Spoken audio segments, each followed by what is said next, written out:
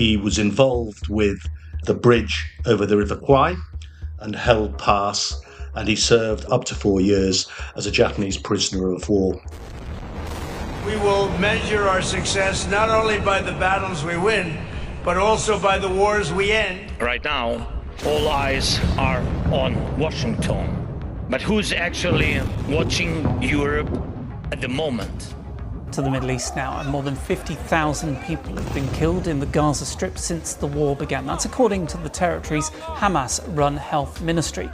I'm Venetia Rainey, and this is Battlelines. It's Monday, 18th of August, 2025. On today's show, I'm going to be looking at how Iran's Revolutionary Guards are using a leaked list of Afghans who worked with the UK Armed Forces to hunt down British spies. Gareth Corfield has been reporting on this fascinating and very twisty-turny story about the Ministry of Defence since the very beginning. He's going to be sharing with us the inside track of how the Telegraph, along with other papers, managed to expose the leak and the following cover-up. But first, on Friday, Britain marked the 80th anniversary of victory over Japan Day with a moving service at the National Memorial Arboretum in Staffordshire. At the going down of the sun and in the morning, we will remember them. Thank you. The 15th of August marks the day Japan surrendered and brought an end to World War II. Although it's rarely marked in the same way as Victory in Europe Day here, more than 70,000 soldiers from the UK and the Commonwealth died fighting Japan. That includes at least 12,000 prisoners of war. The death rate in Japanese prisoner of war camps was actually 7 to 8 times higher than in Germany's. For those whose fathers or grandfathers served in Asia and the Pacific, the legacy of that war, and in particular those brutal Japanese prisoner of war camps, lives on today. So we want to remember that legacy, and we're going to be playing some voice notes that have been sent in to us by readers. We're going to start with Lee Smith, who's 60, an engineer from West Sussex. My paternal grandfather, Frederick John Smith, had served overseas for many years with the Manchester Regiment from the 1920s and was posted with his family, including my father as a young boy, to Egypt, Jamaica, Malaya and Singapore. Through a twist of fate, he was away on a posting in February 1942 when the forces in Singapore surrendered to the Japanese. A very large number of his comrades didn't come home from the labour camps they were forced into by the Japanese. And although common to men of his generation, he very seldom, if ever, would speak of it. And being a kind and gentle man who bore no ill will, his pain at seeing his army family decimated in this terrible way never left him. Also, from my paternal grandmother's family, 2 of my father's uncles were also taken prisoner by the Japanese in Singapore whilst serving with a different regiment, and they were forced to work on the Burma Railway. Both had been strapping young men from the Yorkshire coal mines, and although both survived the 3.5 years of unimaginable suffering at the hands of the Imperial Japanese Army, neither regained full health, and one, Walter, died quite young. I didn't have the privilege of meeting either of these men, but it fills me with an immense pride and admiration to think of these brave, stoic lads and what they lost and all that they endured at the hands of a cruel regime. I'm a great admirer of the Japanese, their culture and what they have achieved since their defeat in 1945. But it must be remembered, however, that in those years, they were led by a tyrannical regime with a twisted ideology, and there must have seemed to be no realistic prospect of the Allies subduing that threat with conventional means. From our vantage point now, it is unimaginable that such a terrible weapon as an atomic bomb was used on a city, but I find myself agreeing with those that say the death toll on all sides for a world which had endured 6 years of war by this stage would have been much greater should the war in the Pacific have been pursued through to the Japanese homeland.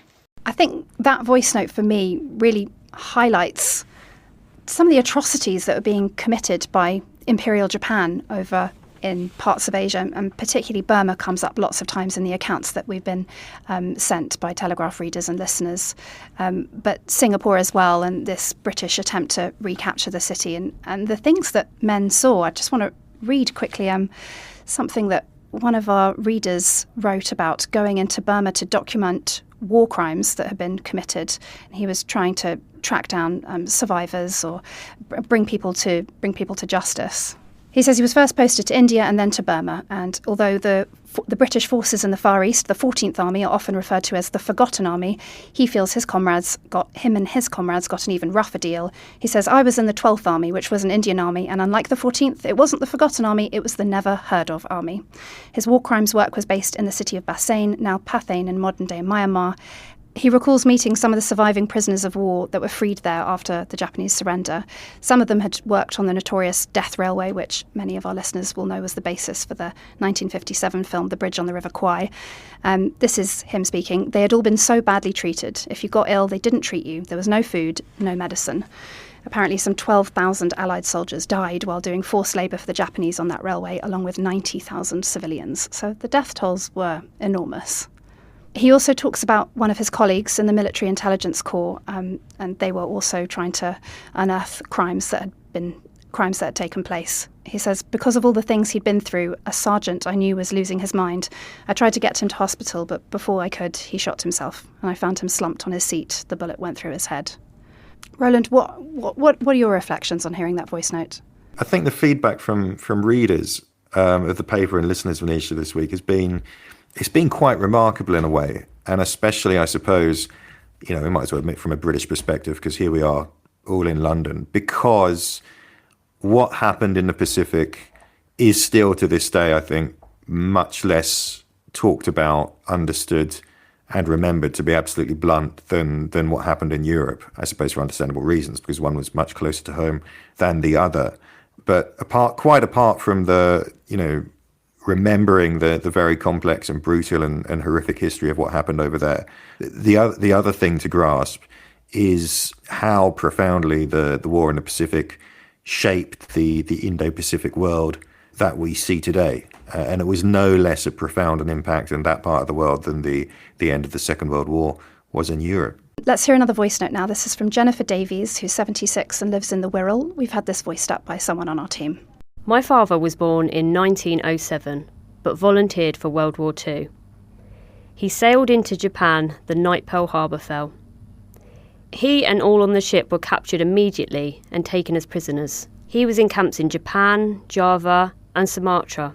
We have a heartbreaking account written by him when he came home. He buried lots of young men, suffering from dysentery and starvation. He weighed 6 stone when he arrived in Liverpool on a hospital ship in October 1945. He spent a lot of time in convalescent homes in North Wales, but suffered unusual incidents for the rest of his life. Some days he couldn't see, some days he couldn't walk. I was born in 1948 and remember as a small child having to guide him around some days. He passed away in March 1961, aged 53. On his death certificate it states septicemia due to privations suffered in a Japanese prisoner of war camp. I'll confess that I was unaware of the extent of what was happening out there. I'm just going to read a stat from an article that really caught me, that the death rate in Japanese camps was between 7 and 8 times higher than in their Nazi equivalents. I mean, that is extraordinary. I mean, yes, and this is the Japanese treatment of prisoners of war was, it's been widely documented. It was particularly horrendous. The use of slave labour on what became known as the Death Railway. I'm going to play 2 voice notes now back to back. The first is from Rick Lads, who's 74, from Salisbury, a retired RAF engineer. And the second is from Jonathan Roberts, who's 61 and lives in North Yorkshire. And both of them touch on something that I think is a really interesting moral quandary, which is that the atomic bomb, while it took many lives, 200,000, also saved a lot of lives. So let's hear those voice notes. My father, Donald Lads, was a captain in the Indian Army Service Corps during the Japanese advance down the Malayan Peninsula and was ordered to surrender to the Japanese at the fall of Singapore in February 1942. He was initially kept in Changi Jail, but in November 1942 he was ordered to go to Thailand to work on what became known as the Burma Railway. He worked as a slave at several work camps for a year, before being sent to Tausoa Hospital in November 1943, suffering from amoebic dysentery and malaria. Surviving that, he was sent to Tamuan in March 1944 and then Kamburi in January 45. The bomb was dropped in August 45, and he was told the war was over. If that surrender had not taken place, there is no doubt that he would not have survived for much longer. Hence I, amongst many others, owe my existence to the atomic bomb, and I would like to express my thanks to the team who developed the weapon, which not only allowed my father's survival and my existence, but also kept the peace for the past 80 years. Thank you. Hi, my name is Jonathan Roberts, and my father was Gwyn Roberts, who was commissioned into the Royal Army Service Corps at the beginning of the Second World War. I believe that he was evacuated from Dunkirk roughly June 1940. He was then transferred to Singapore, where he was captured at the fall of Singapore by the Japanese, and he was initially imprisoned in Changi Jail, and then he was sent up country to, in essence, build is now known as the Burma Railway. He was involved with the bridge over the River Kwai and held pass, and he served, I believe, as I have his diaries, 3 to 4 years, I think up to 4 years as a Japanese prisoner of war. On his release, he came back to the UK. All his family had passed away, so he'd been a prisoner of war, and he came back to nothing. After the war, he went to work with the Standard Chartered Bank and stayed in the Far East, and I was born in Singapore. My father passed away when I was 10, and all I can say is that I think he was very much touched by what had happened to him, and if it hadn't been for the nuclear bombs on Hiroshima and Nagasaki, I suspect he wouldn't be able to create me, and he wouldn't have had the life that he had. Thank you. Roland, what are your thoughts? These voice notes, they came in response to David Blair's article. Our dear colleague wrote this fairly powerful piece last week to mark VJ Day, reflecting on the bomb and reflecting on just this quandary, because one of his grandfathers was also basically interned by the Japanese, and he also counts himself amongst people who, had the surrender not come when it came, thanks to the bomb, probably would not exist. It's a fascinatingly thoughtful read. I'd really highly recommend any listeners who haven't seen it head to the website. And I think we should say at this point, we're in no way playing down the horror of what happened. You did run an episode about nuclear war with the voice of a Japanese survivor of the atomic bombings just the other week, to put this in the true context. But this, I think it draws out one of the uncomfortable, brutal truths about war, which echoes down to today, particularly the kind of total war that the world was waging 80 years ago, and that is also being waged in a way in places like Ukraine today. And that is that in war, very often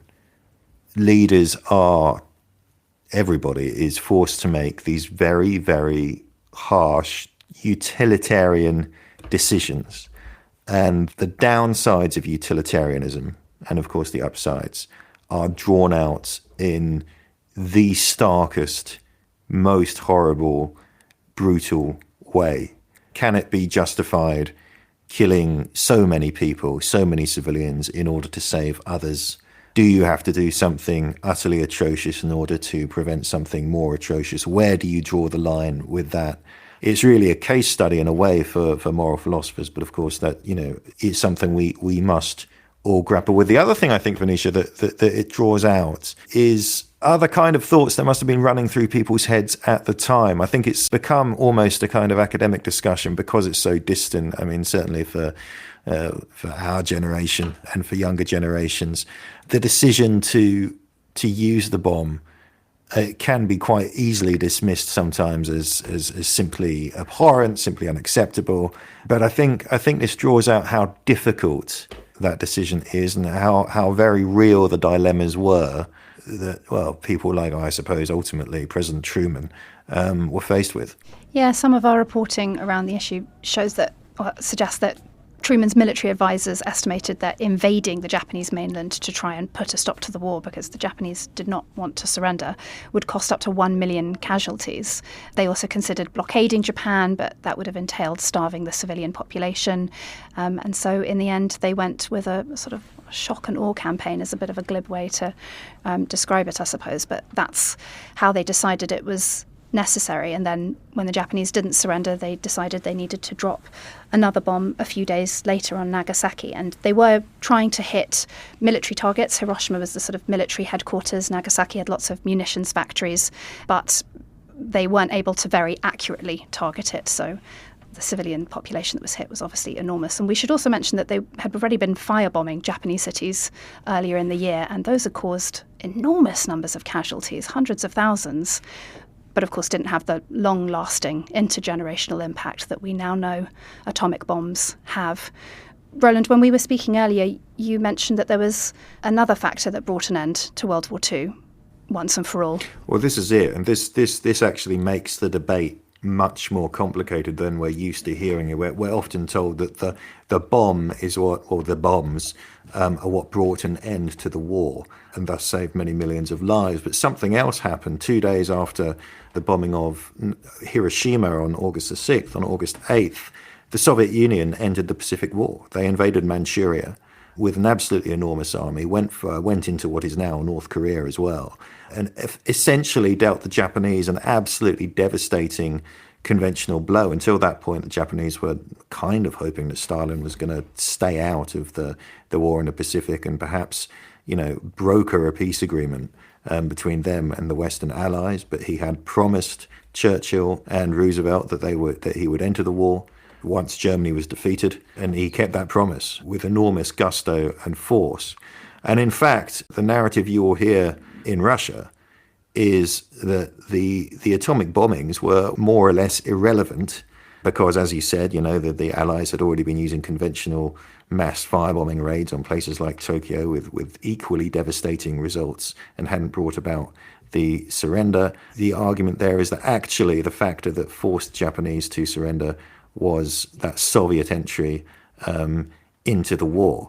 And there is actually a long-running historical debate about how each of those factors fed into, Emperor Hirohito's and the Japanese government's decision to issue a surrender proclamation on the 15th of August. So, just 7 days after the Soviet invasion, 9 days after Hiroshima.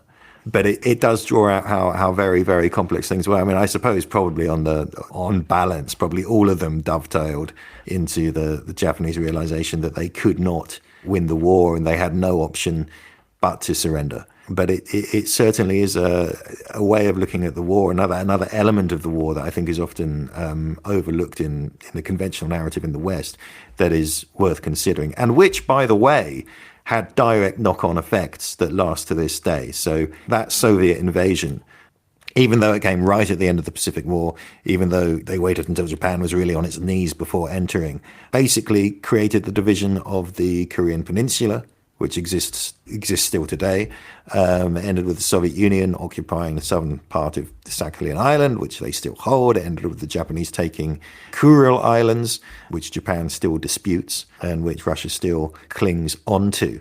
So that episode, often overlooked, is also a major element of what happened feeding up to this moment 80 years ago.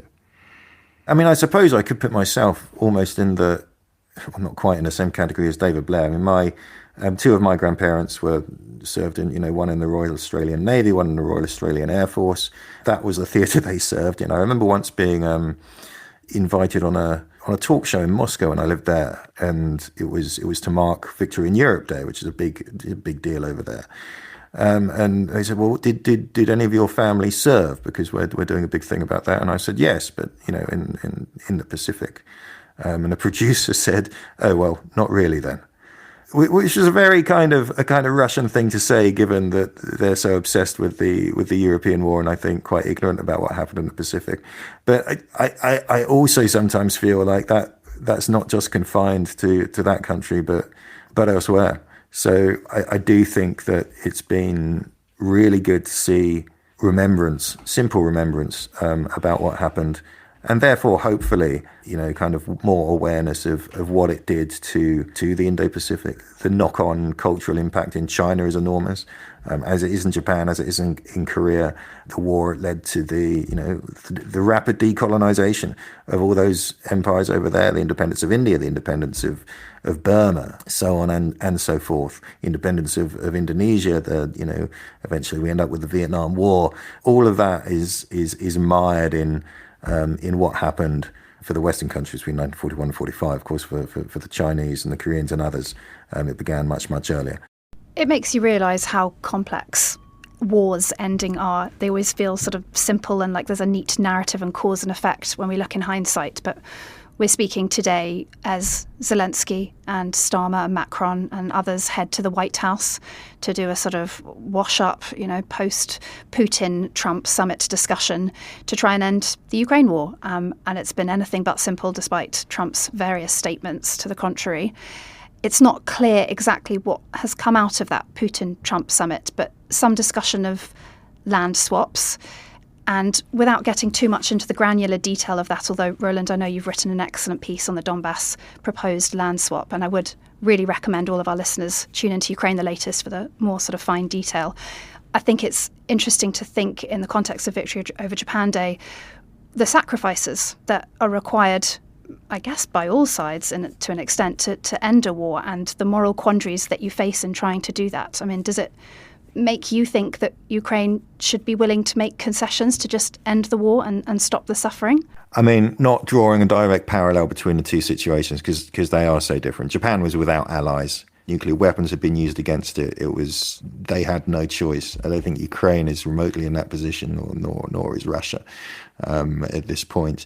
However, I think what it draws out, and I think what a lot of the voice notes and the reader's correspondence draws out is, as I was saying earlier, the real thuggishness of war in terms of the decisions that it forces upon people. We've discussed the morality, the wisdom behind dropping the atomic bomb. Here's one thought. One thought is that in hindsight, hindsight is 20/20. But at the time, information is not perfect. You do not know what is going to happen next, and you can feel under facing immense pressures. It's very difficult to put ourselves in the shoes of those who were there. That's one thing I think we should remember. They didn't know what the nuclear age would be, I suppose, and so on. But the other thing I think is that decision. Do we commit this horrendous atrocity really in order to end the war, to save lives? Mirrors a million different decisions that have to be made in war by everyone from the highest general to people lower down the tree, which are ultimately corrosive and corrupting and very difficult to digest. And in fact, I think one of the best war films I've ever seen that has ever been made is about the war in the Pacific. It's set in Burma during the British retreat from the Japanese advance. It's called Yesterday's Enemy. Essentially, it's a stage play. And it's all filmed, I think, in a studio. It could have been filmed on a stage because it's not about the action. It's really about the dilemma. It's basically about a British captain who makes morally repugnant decisions that he feels he has no choice but to make in order to avoid greater catastrophe. And he ends up against a Japanese officer who recognizes that he too, that essentially they're playing the same game and that they're having to do things that nobody else wants them to do, that other people in their entourages find repugnant and yet are in some way forced upon them. I would highly recommend people go and watch that film, to be honest, as a way of drawing out those wartime dilemmas.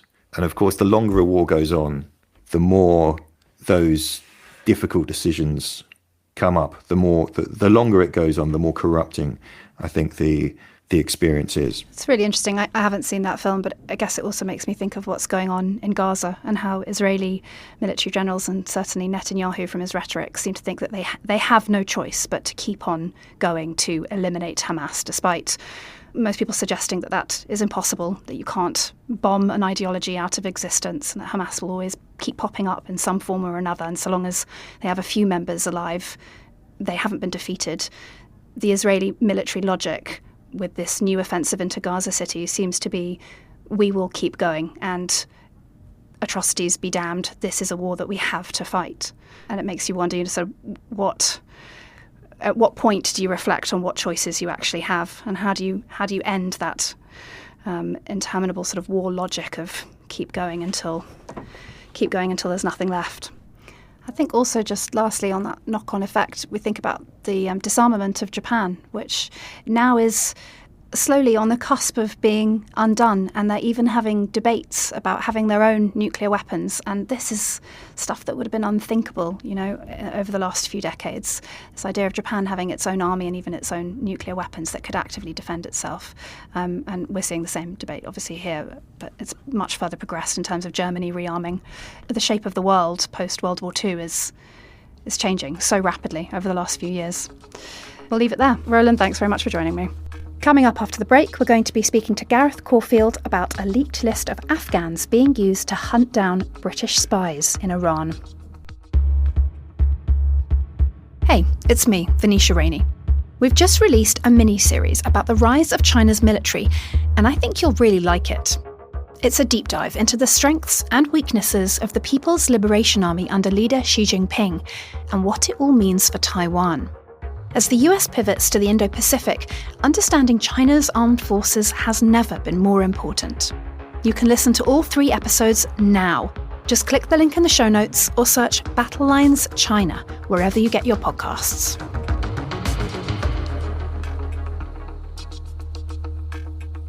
Welcome back. I'm joined now in the studio by our transport correspondent, Gareth Corfield. Transport correspondent is a slightly misleading title for today's discussion. Gareth, you have written a really interesting story for us about how the Iranian Revolutionary Guards are using a leaked list of Afghans from the UK Armed Forces to track down British spies. Can you just explain to us, what is that story about? So this is the news that the infamous leaked database of 25,000 Afghans together with their families and the details of more than 100 British Special Forces personnel and MI6 spies, which was leaked in July, has now found its way into the hands of Iran's Revolutionary Guards Corps. So it's a little bit of a convoluted one, this, but to briefly explain. Back in July, we broke the news, in fairness, with other news organisations at the same time, following a protracted legal battle against the Ministry of Defence. We broke the news that a spreadsheet containing the details of tens of thousands of Afghans and their families, and some senior British personnel as well, had been accidentally leaked from inside the MOD as a result of a blunder with a spreadsheet and an email. That list is obviously very highly valuable to put it broadly, enemies of Britain and enemies of the Western world more broadly. And we are now told by our sources in the Afghanistan, Pakistan, Iran region that a delegation of IRGC officials visited Afghanistan to obtain a copy of that list, and that they are now using its contents to try and hunt down people with British sympathies, and specifically those who they suspect might be carrying out intelligence operations on behalf of MI6.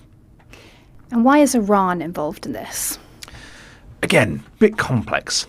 So aside from the obvious value of a list of British spies, which is essentially what this document contains, as well as all the Afghan people who are within it, there's a bit of a geopolitical thing going on here between the Taliban, who currently rule Afghanistan, Iran, and the wider world. So what the Afghan Taliban are hoping to achieve by giving this list to Iran is using this as a bit of leverage to accelerate their diplomatic recognition by Iran as the legitimate government of Afghanistan. That for them is a feather in their cap. That says, all right, we took over the country by force after the West pulled out in 2021, but hey, now our neighbouring states are saying we are the legitimate rulers, we have the right to be here. So for them, that's a valuable outcome. For the Iranians, the list is a very valuable bargaining chip in the midst of bargaining with the West over their nuclear program. They're not in a good position, we are told. So having possession of a kill list of people gives them more diplomatic options in terms of, we could use this, we could not use this. It gives them more leverage in a very fraught period of negotiations at the moment. Okay, so that's the story today, but this story goes back years, doesn't it? And I know you've been reporting on it since the very beginning. Can you just start by giving us a potted timeline going back to February 2022 when a Royal Marine sends an email? Certainly. In the beginning, there was a Royal Marine, and I have to be very careful because there are still some legal restrictions on this. So there was a Royal Marine who was tasked as part of the British government's efforts to verify the identities of Afghans who were trying to flee the country back in after the 2021 Western withdrawal. So when the US pulled out and the UK decided to pull out with them and everybody else fled the country, culminating in those famous pictures and footage from Kabul airport as the final flights got out, we made a promise to some of the Afghans and their families who had worked with us over the preceding 20 years that we would bring the ones who were most at risk to safety. Of course, many tens of thousands promptly applied to those schemes in the hope that they'd be rescued from whatever the Taliban had in store for them. So our Royal Marine was part of a team who was tasked with speaking to known Afghans and saying to them, look, we've got a list of names. Here's a bunch of people who've applied for rescue, for asylum from Afghanistan. Can you look at these? And if you think any of them are dodgy, let me know. What he'd intended to do was to email them an Excel spreadsheet with a few names on it. What the Royal Marine did not know and had got wrong was that the spreadsheet in fact contained a hidden tab with every single applicant, all 25,000 plus of them. That got to his group of what were thought to be friendly Afghans. It turned out that some of them were in fact not friendly Afghans, and the data got spread out quite widely from there. Unfortunately, we are still legally restricted from saying all of the precise circumstances which we know it came to light, but we do know that it's eventually made its way onto a Facebook group, from where it swiftly came to the attention of the Ministry of Defence in August 2023, which is to say about 18 months after the original leak. Now, as soon as it came to light that there was this gigantic spreadsheet floating around, the MOD's said words to the effect of, good God, what the heck's just happened here? Tracked it back, realised what had happened 18 months previously, and then went into full-on, it'd be unfair to say panic mode, but it was certainly an emergency response. So, at about the time this came to light on Facebook, lots of other people had simultaneously become aware, including journalists, that this was the case. They, from these organisations that, in fairness, I should point out, were not at this stage the Telegraph. They were from elsewhere, and they went to the MOD and said, we have heard that this gigantic data breach has happened and that tens of thousands of people trying to flee the Taliban have instead had their identities handed on a plate to whoever wants to download it off Facebook. The MOD said, right, well, if this news gets out, that's going to put those people at direct risk of life. So we're going to go to the High Court and we're going to get an injunction. The High Court judge who heard that initial application in August 23, Mr. Justice Robin Knowles, said, this is, words to the effect of, this is the worst thing I've ever seen in my time on the bench. I'm going to make this a super injunction, which means that not only is it banned to report the fact that this has happened, but you're also banned from even mentioning the fact to your colleagues that you are banned from reporting that this has happened. So that was how that one got into motion. Now, from the Telegraph's point of view, we fast forward to December last year, which was when we got the initial tip-off. Just a quick side question. How did a transport correspondent get this story coming across his desk? I've not always been a transport journalist. Before I came to the Telegraph, I used to do a lot of tech reporting, cybersecurity, defence and data breaches. So in a way, this is sort of the perfect nexus of everything I've worked on in my career to date. Right, so December 2024. I was told by good, credible sources who I trust that the details of 25,000 Afghans had been leaked on Facebook and that these Afghans were people who had worked with the British military. So I went to the Ministry of Defence and I said, hello chaps, we've been told this, we're going to write about it, please let us know what you're going to say. We knew it was a big story. The size of the story was not quite what we were expecting, with a response that involved legal papers and demands from the head of legal to never speak of this ever again. I don't know if any listeners have done anything where your boss's boss's boss is dragged into an immediate meeting with the most senior lawyer in the building, but that was what happened to me at that point. It tends to indicate generally in journalism that when things like that happen, you're right on target. And so it turned out. So we were admitted to the super injunction legal proceedings, which at that point been going on for quite a long time, since August 23. And it became clear to us that this was possibly the biggest story of its type we had ever seen. Because once we were admitted to the legal proceedings with other newspapers, including the Daily Mail, the Times, the Independent, the Newsagents podcast, and it was plain and obvious to us that this was also vast, massive, the most damaging breach in British history, with some of the most far-reaching consequences of any data breach in history. We discovered through the legal proceedings and the efforts of those who were suddenly found ourselves working alongside instead of as rivals, that this was costing a total of £7 billion, or ministers had earmarked £7 billion. I just want to pause there and take a step back. So a soldier working for the Ministry of Defence accidentally leaks this huge list of Afghans who've been working with the British Armed Forces, some as translators, some as soldiers, some as spies. Is that correct? Yes. So what the spreadsheet contained, we're told, is there's a list of everybody who applied. It was said to be a data dump from an internal MOD system, which I put into Excel to make it easier to handle. Oh, the irony. So as well as lists of people's names and contact details, and they supplied details of where they said they worked with British forces and when and so on. It also included more than 100 MI6 personnel, so foreign intelligence agents working for the British government. And yes, it's the inclusion of those people who I think is of greatest interest to Britain's enemies and the West's enemies more broadly. So they accidentally leak this list. They don't discover that the list has been leaked until 18 months later, we believe. And then they engage in a massive cover-up. Are we allowed to call it a cover-up? I think it is fair to call it a cover-up because we were put under the most draconian legal restrictions the government has ever obtained against the media in this country. And I mean, we sort of really started going for it around April, May time this year, when it became obvious that there was no way this was going to stay under wraps if we didn't do it responsibly and tell the world what had happened while working with the MOD to ensure that the harm was minimised as much as possible. Somebody else was going to blurt this out online, potentially stick it on social media, or God forbid, put the actual spreadsheet itself online for anybody else to come and download. So that's what I wanted to ask. They engage in this massive cover-up. It's costing billions of pounds. They have to bring in a super injunction and wrangle most of Britain's biggest newspapers into silence. What's their rationale? What's their explanation for why they're doing this? Their ongoing explanation for this was that if news of the spreadsheet's existence got out, it would be an immediate risk to life to everybody named on it. It would provoke all kinds of bad things against them.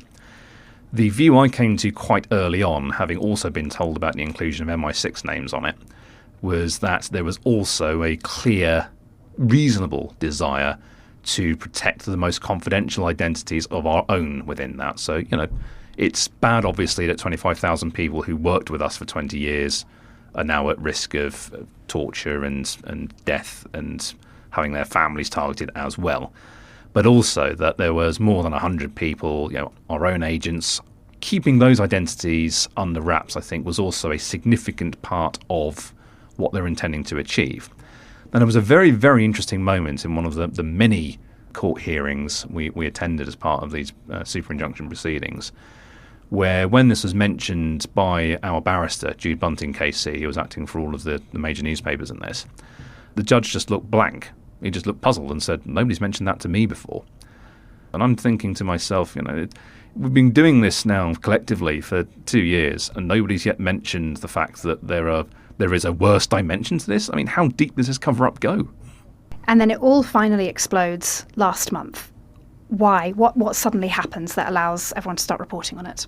So after last year's general election, this wonderful piece of information was dumped in the lap of John Healey, the Labour Defence Secretary. Now, Healey's public statements have suggested that he himself found it very, very troubling. I mean, to be fair, he was briefed on this, if memory serves, in December 23 as the Shadow Defence Secretary at the time. And he has consistently said throughout that he found it very, very troubling that nobody was allowed to know about this. Parliament was gagged from knowing about it.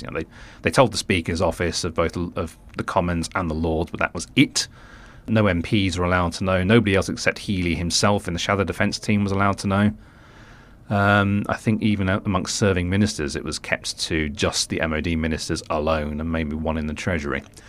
So the reason that all this eventually came out was that Healey commissioned a review by a chap called Paul Rimmer, who is a retired former deputy head of Defence Intelligence. And Rimmer went away and did a review of the circumstances, came back, and in his report said, in so many words, we think there is no additional risk in letting the fact that the leak happened be known, because in so many words, if a Taliban are going to hunt these people down and persecute or murder them, they've already had 2 years to do that. And one of the big things he relied on there was pointing to the fact that when the Taliban seized control of Kabul and took over as Afghanistan's de facto government, they also got their hands on every single piece of effectively public sector payroll data that the Western-backed government had under Hamid Karzai. So, if you wanted a perfect list of who worked with your sworn enemies, you've already got it for 2 years, was his argument. So that piece of evidence, endorsed by the Defence Secretary, went before the High Court, and the MOD's lawyers changed tack and said, we've got this report now that says actually the risk is not as great as we initially thought. We're prepared to let this be published.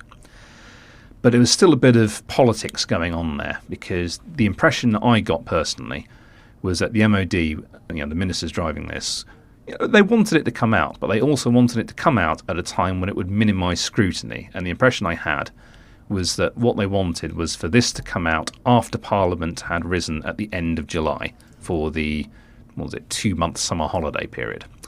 And every single time the MOD, and talking about the RIM review and saying we're prepared to let this come out, there was some sort of procedural niggle which always meant they were urging the judge to kick it back a few days, kick it back a few days, kick it back a few days. Eventually we got to the point where the MOD grudgingly accepted the judge's conclusion that it was going to come out on the 15th of July. And then there was this frantic, from within the newsroom here, there was this frantic effort to get everything written and edited and polished as sharply as we could, which was also still hamstrung, because even though we knew that the super injunction was going to be lifted, until the actual minute it lifted at 12 p.m. that day, it is still an offence to actually mention the fact that there is a super injunction, there's a massive story coming out which we can't do anything about. So it was a single-digit number of people working on the biggest story of the day, getting very, very stressed and very, very nervous about it, because as I mentioned earlier, there are still legal restrictions on bits of this which we can't actually mention to this day. So we had to make sure that the enduring injunction that's still in place was still obeyed, even as we broke the story. And just finally, so today's story about the IRGC using this list to hunt for British spies, that's one of the obvious consequences of this leaked list. What else have you reported on in terms of the ongoing consequences from this leak? Well, it's prompted the closure of the Afghan resettlement pathways. So those lawful migration pathways have been shut to new entries. People who've applied to them can still come, but the MOD now tells us that the total migration to the UK of Afghans as a whole over the last 20 years is going to be in excess of 50,000 people. Other consequences of this, I think, include a general degrading in public trust certainly in the MOD, but also in the wider public sector, because if you can hide from Parliament and hide from the electorate, and indeed hide during the entire 2024 general election, that the most damaging data breach in history has taken place, and that ministers have signed off what was initially 4 billion, later turned out to be a maximum of 7 billion to cope with the costs of that, and that was going to lead to unprecedented levels of mass migration into the UK. I mean, if you can cover up that sort of thing, what else are you covering up, Gareth Corfield, our transport correspondent, thanks very much for joining us on Battlelines. Thank you. That's all for today's episode of Battlelines. We'll be back again on Friday. Until then, goodbye. Battlelines is an original podcast from The Telegraph, created by David Knowles and hosted by me, Venetia Rainey, and Roland Oliphant.